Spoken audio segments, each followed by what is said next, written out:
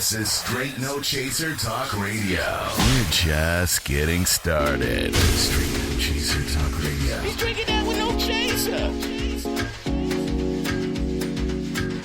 This is Straight No Chaser Talk Radio. We're just getting started. Straight No Chaser Talk Radio. He's drinking that with no chaser. This is Straight No Chaser Talk Radio. We're just getting started. Straight No Chaser Talk Radio. He's drinking that with no chaser.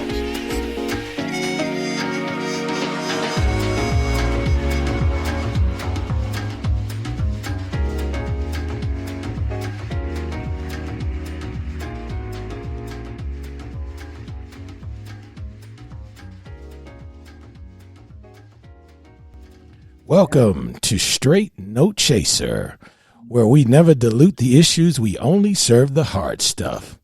Well, welcome. And before we get started, of course, we have to go to our host, Thin Bad. How are you, sir? I'm doing good, all things considered with this craziness in the world. Yes, sir. And of course, Ambeezy is out doing Ambeezy stuff. And I want you to say a prayer for Pastor C. He's having surgery today, so we know he's going to do well, and we wish him a speedy recovery. And so we're going to kick it off tonight's show, and we're talking about Black and Blue Lives Matter. As you know, for the past couple of weeks, the protests and the dialogue and the analysis has been overflowing. It all started with the unfortunate incident with Mr. Floyd and the Minneapolis Police Department. And then we unfortunately had another incident in Atlanta that created some issues for our community. So we just want to talk a little bit about Black and Blue Lives Matter. As you know, we've heard about the reaction of some of the police organizations who are feeling that they are not being appreciated. And of course, you have the community feeling they're not appreciated and respected, as the Fraternal Order of Police talked about they felt unappreciated and disrespected. So tonight we want to talk a little bit about Black and Blue Lives Matter. Since everyone is talking about being respected and feeling appreciated and feeling included, we just kind of want to talk tonight about that subject, just to see what people's thoughts are in terms of this whole subject. So to help us do this tonight, we have some very, very, very distinguished guests, along with our host, Thin Bad, who's always a distinguished fella. I don't know about that. But we also have Ryan Adams. Now, Ryan is a sports radio analyst from Town Talk Sports in El Paso, Texas. Welcome to the show, Ryan. Thank you, Chief. Always a pleasure to be here. Yes, sir, and it's good to have you. And then, of course, we have another person that's here to help us in the discussion, and that is Motown legend, Mr. Bubba Knight. Bubba, welcome to the show. He may be having some technical difficulties, but we're looking at him, and we're going to get him in on this discussion, and we know he's there, so we're just going to wave at everybody for him. So Thin Bad, go ahead and get this started, and we're going to get Bubba all connected here. I don't know. It's just it's good to be here, folks, but it's hard to be here with all of the stuff that's going on. I mean, you barely get George Floyd buried and in the ground, and here you go. I couldn't believe, I'm looking at the news and I'm like, is this some old footage? Please tell me this is some old footage. And they're like, no, they've just done something else again. I mean, the unrest, you hadn't gotten all the fires out yet from some of the stuff, almost, seemingly. Of course, I'm being facetious, but still, there are things that you can't even get your breath from, one thing, and then we're off into another. And here we are with another, again, young Black man, father, husband, who, sitting in a car, taking a dozing, for whatever situation that they found. You have conversation. They're talking with him. They're talking about doing a breathalyzer.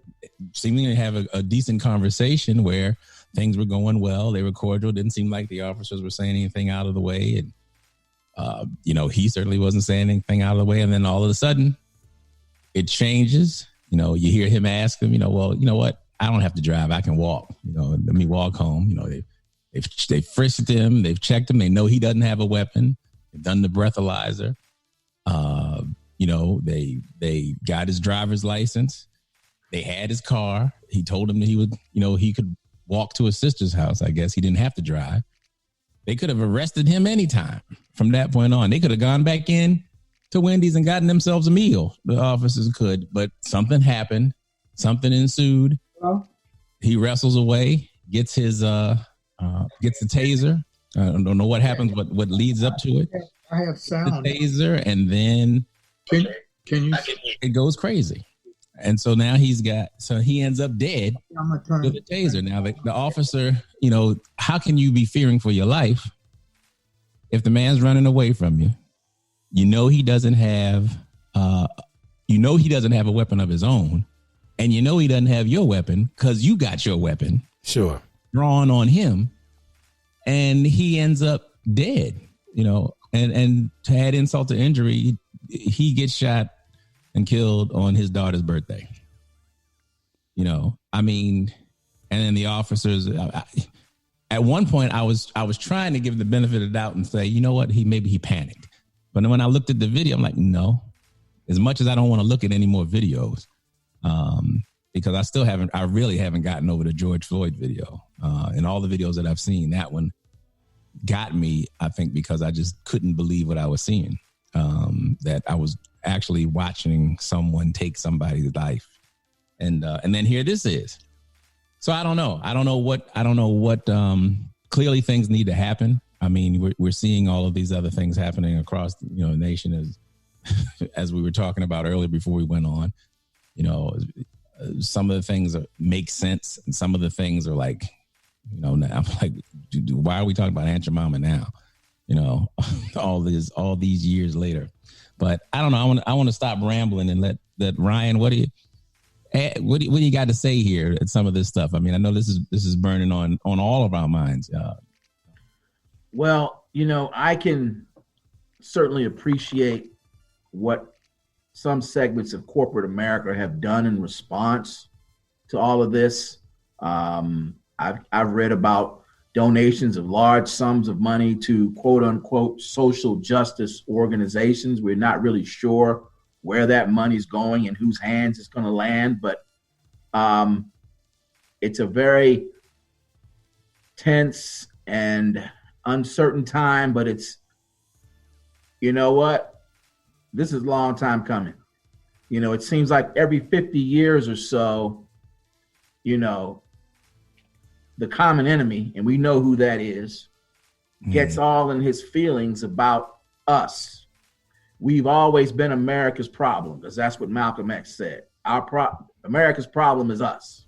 Mm-hmm. And so we are on this roller coaster ride where, we're getting a little bit of freedom. They're kind of sort of treating us like first class citizens. And then the backlash, all of it's taken away. Mm-hmm. It's like these people were sitting on their hands for 8 years to see that beautiful black family in the White House, and they're just getting angrier and angrier and powder keg, boom. Right. When you have, the so-called leader of the free world winking and dog whistling at these people to go ahead and say, hey, it's open season now. I'm in charge. Right. Attorney General, he's not going to prosecute you. Go ahead. Go get him. When the looting starts, the shooting starts. Right. Wow. I don't know where we go from here. I'm all for federal oversight of the entire law enforcement profession at the federal, state, county, parish, village, hamlet, in-house, outhouse, whatever. They all need to go under federal review. I believe we should have a national database of dirty cops, and they should never, ever carry a gun and a badge ever again. Right. I'll even go so far as to say we need mandatory minimum sentencing for police officers who kill unarmed citizens. 10 years, 15 years. If that police officer knew that if he killed that man, he was looking at 10 years mandatory, he might have thought twice. So that's where I am with all this. I know that an executive order, quote unquote, was signed. I don't know what's in it, so I'm not going to comment on it. But the feedback that I'm getting is that it's basically a Band-Aid on a sucking chest wound. I'm like, you know what? You're not going far enough with this. Right. So that's where we are. Growing up in Baltimore, I was too young. I was 4 years old when Martin Luther King was assassinated, and my parents lived through all of that. And I was too young. The only frame of reference I have is documentaries on Netflix, and I miss that. This is our time. This is our time. And I was thinking today, I didn't say this on Facebook, but I said to myself, this generation, we shall overcome, is a distant memory. Getting burned by coffee and cigarettes at lunch counters they have no frame of reference to that. Freedom riders getting beaten with lead pipes and chains. This is the Call of Duty generation. This country's got one more chance to get it right peacefully. Because I don't know what this generation is going to do, how they're going to respond to this. Because there's no drum major for peace in 2020 saying, hey, nonviolence, we shall overcome. Let's join arms, but that man is not around. So America's got one more shot to get it right. And that time is now. Yeah. Speaking of that era and coming through times and seeing all of the, some of those changes in folks who've lived through that, who've marched, and some, who sang those songs, and other, we got one on here now, Bubba Knight. What do you see for is there any comparison to picking up on what Ryan was saying? There is who is speaking to the young folks now. Back then you had SNCC, you had the Student Nonviolent Coordinating Committee, you had all these other things, but now you have folks that are like their first gear is I'm mad as hell and I'm not going to take it anymore. So where do you go from there? Because we all know you can't out violence them folks that teach violence, but what do you do? I mean, what do you see as I'll give you the sage and the wisdom of this group here that you have that. So we bow to you with that. What do you see here? What does this bring back for you? Well, it brings back a lot of negative images that I grew up with when I was like 5-6 years old. My dad hit the numbers, and when he hit the numbers, he bought a new car. And I'm going to go all the way back a little bit, then I'm going to come up. And when he bought this car, he was taking his family on a Sunday drive in Atlanta. We drove through a white neighborhood. Police officers stopped us, had my dad to get out of the car. I'm in the back seat, I'm seeing this, and had him spread eagle over the front hood while I'm looking at my dad. Wow. And my mom in the passenger side, shaking her head like, don't do it, because she knew that my dad was angry. And she was telling him not to provoke that police officer that pulled us over.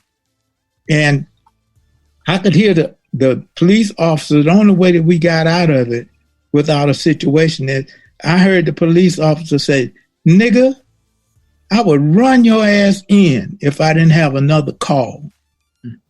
I heard that when I'm a little. So